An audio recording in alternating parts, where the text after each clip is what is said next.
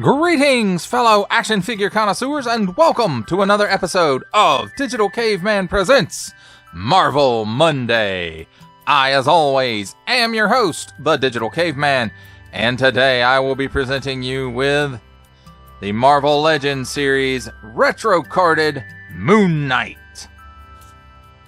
Let's get into it!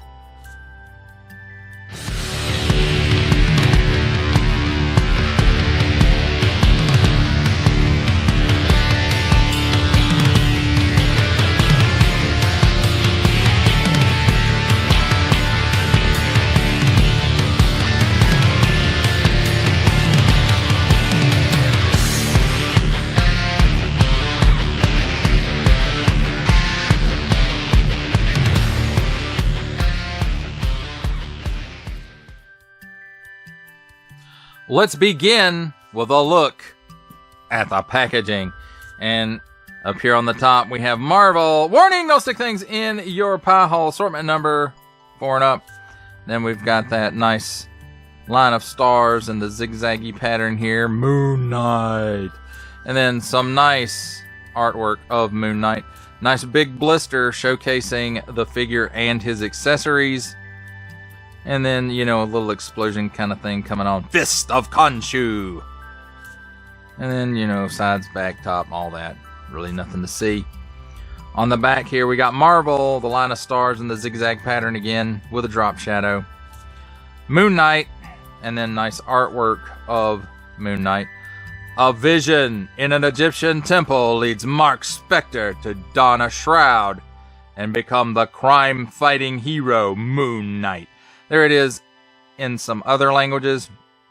Zigzag pattern at the bottom with a drop shadow again. Attention, especially don't stick it in your French pie hole. Warning, attention, Octoon, don't stick it in any other language pie hole either. If it doesn't belong there, don't give it to babies.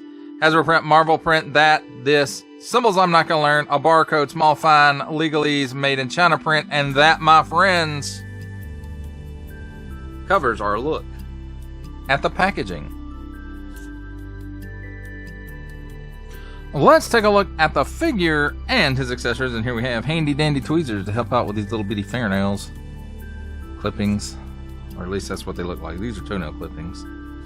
Not really. These are the larger moonarangs, maybe what they're called. They have a nice iridescent sheen to them, and I think that's due to the plastic that they are made out of, and there's 2 of those. And they're exactly the same. They're the same as the previous releases for Moon Knight as well. And then here are the smaller ones. And again, they have that nice iridescent finish to them, like the larger ones. And again, I think that's due to the plastic they're made out of. All 3 of those are the same, so I'm just going to move those over out of the way. But it does come with 3 small ones and 2 of the larger ones. Also comes with an extra set of hands. Here's one. It's a trigger finger hand. And it is on an in and out hinge. Nice molded detail. Nothing we haven't seen before. That's definitely a reuse. And then the other one is a fist, and the alternates are on the figure already. As you can see, this one has kind of a moon motif on it. The fist does, and it does have some little slots in between the fingers, and we'll cover what those are for in just a little bit. On an in and out hinge, nice molded details. And again, this is the same for previous releases of Moon Knight. Next up on accessories, we have his bow staff, I guess it is. And the way it's sectioned off, maybe it's supposed to close up. And that's probably the most likely explanation for it to be sectioned like that. And again, it has a nice iridescent sheen to it, but this time I think it's due to paint and not materials. So, it's very nice. It's slightly taller than the figure. So that would track. And last up, we have the head, the alternate head. Well, actually, the alternate head is on the figure because I like that look better than this one. But as you can see, it does have nice molded details all around, and it does have a bit of a blue wash around parts of the hood for some shading. And you'll notice it's also around the eyes, along with some nice black lines and then some silver paint apps on top of that to make those eyes just stand out. And as you can see, it's got a little bit of that blue wash around the eyes, and it's very, you know, it does help. I prefer this look though, to where it's like the hooded, not like really the mask is black, but rather that the hood is shading it. At least that's the way I see it. And again, on this head you can see a little bit of the wash here. It goes under this cape piece, but there's some wash on it just to kind of help those details stand out. And again, nice silver for the eyes here on the head. Nice silver Moon Knight symbol there, and again some of that blue wash right there. And then I'm assuming the blue wash is on there, and then they print the logo on there with a tampo. And then for the most part, this figure is just molded in white plastic. He does have some paint apps here. Again, that iridescent paint that matches the staff. And then again, down here, that same iridescent paint. And then there's a little bit of it, looks like, in the belt as well. And then some of that wash here on the cape as well to help some of these lines in the cape stand out, the details. And then for the belt, you know, the same on the back as on the front. And then he does have a port right here in his back, and there's a post on the cape, and it's supposed to port in there, but it doesn't really stay too well. Usually, like all of them that are like this, you know, that cape peg doesn't really stay too well, especially if you go to moving it around any at all. But overall, very nice look to this figure, very sleek, very classic. And I do believe this is mostly on the Bucky Cat body. These parts are, of course, different. Well, let's talk about his articulation. With the cape and the hood and everything, it goes further back than this, but as you can see, it's slowly moving back forward. So, and then forward he can do like this, and it's on that classic ball and hinge. He can, let's see, does he have, he's got a little bit of chicken neck, not much. A little bit of waggle. He can do the full Exorcist butterfly hinge at the shoulder, and it goes back that far, which is pretty darn good. And then forward that far, which is not too bad. And again, this is that Bucky Cat mold, I think. 360 degree rotation at the shoulder as well. And he can lift his arm up way lower than 90 degrees. So that's all the arm lift he gets there. Cut at the upper bicep for another 360 degree rotation. Double hinge pinned elbow, which of course is not a deal breaker for me, but I would much prefer the stronger pinless variant of the elbows. 360 degree rotation at the wrist on an in and out hinge, and in and out hinge on the other side as well. Classic ab hinge. Let you leaning back that far, crunching forward that far, so not bad. Straight cut at the waist for a 360 degree rotation. At the hips, he'll give you that much of the splits. He kicks forward just under 90 degrees, it looks like. And then back about a step, maybe. Cut here at the upper thigh for a full 360 degree rotation. Double hinged pinned knee. Gives you that much bend. And again, the pinless might not give you much more bend than that, but the knees tend to be stronger with the pinless, and I really wish they'd have went that route with this figure. Cut here at the upper shin for a boot cut, if you will. 360-degree rotation there. At the ankle, tilts down that far, tilts up that far, and forward-facing pin for rocker. Now, as far as the fists goes and those little slots in his fist, what they're for, and I'm only going to show this with one because it's a pain to try and stick all three of these in here. But you take the little fingernail clipping sized moonerangs and they will stick right in those slots. And the big ones really don't fit in there.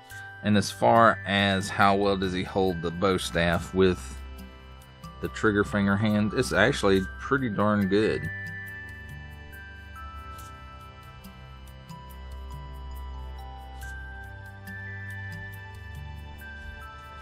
So as you can see, I was having a little bit of difficulty getting it in there.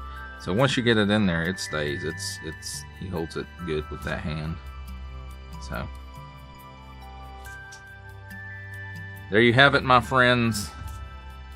A look at the figure and his accessories.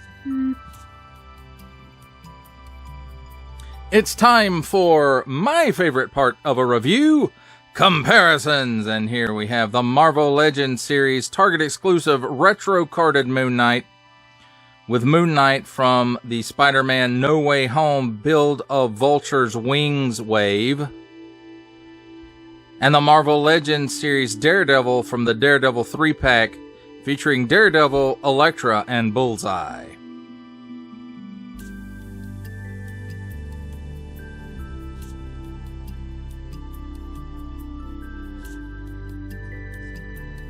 For our final set of comparisons, here we have the Target exclusive Marvel Legends series retro carded Moon Knight with our final Marvel Legends series comparison, making his cameo appearance, Stan the Man Lee from G.I. Joe Classified series, the Hasbro Pulse exclusive Regal variant Cobra Commander from Star Wars The Black series, the Archive Edition 501st Legion Clone Trooper, and for a 7-inch scale comparison from the Masters of the Universe Masterverse line, the 40th Anniversary He-Man.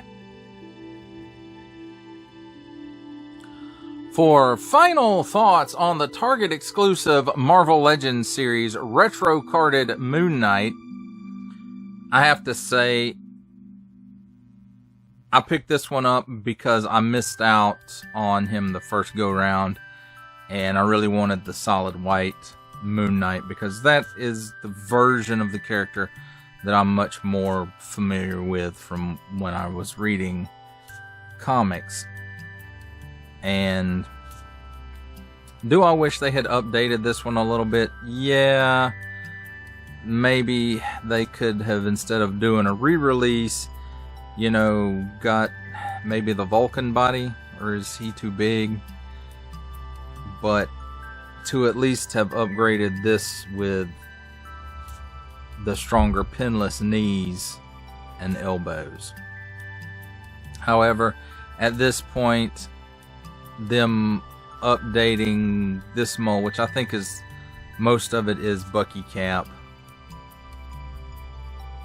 you know, them updating this mold at this point, really, you know, it's on the way out. They're phasing this mold out.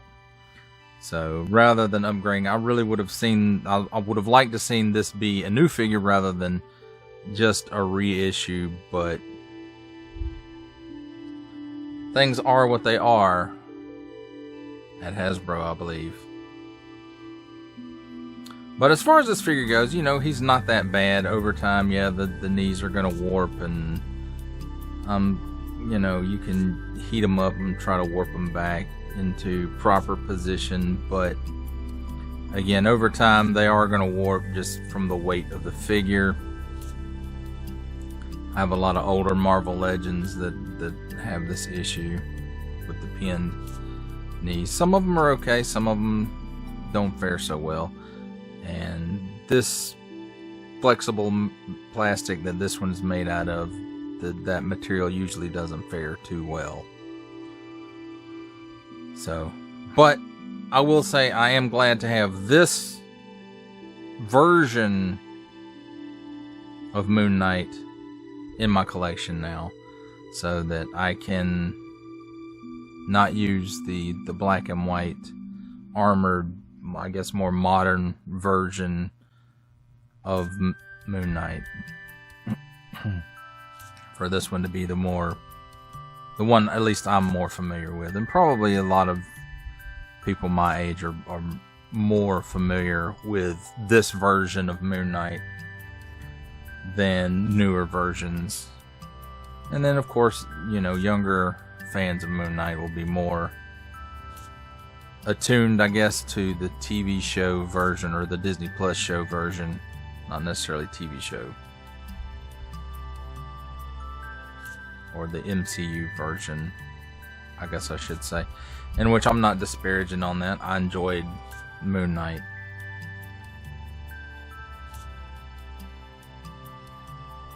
But again, you know, I do wish if they're going to continue pumping out that Bucky Cap mold with stuff, I do wish that they would kind of update it a bit, or, you know, just do away with it altogether. No more re-releases of that. Just, they could have done this, especially for the price, and it being a retro carded figure, they could have just, instead of a reissue, it could have been an all new figure. But it's not. And, you know, I guess I am complaining about it a little bit, but I'm still glad to have this version of Moon Knight for my display when I finally get it set back up. Well, that does it for the review. I hope that you enjoyed it. I enjoyed making it. Only support from viewers like you make this programming possible. Each view does count, and I do appreciate each and every single view I receive. Thank you, and thank you so very, very much for supporting this channel through viewing. Comment below, like, share, subscribe if you'd like to see more reviews or just help the channel out further, or both, that's even better. And don't forget to ding that bell so that in the future you will be notified as my new content becomes available. That's a wrap, folks. I'll see you next time.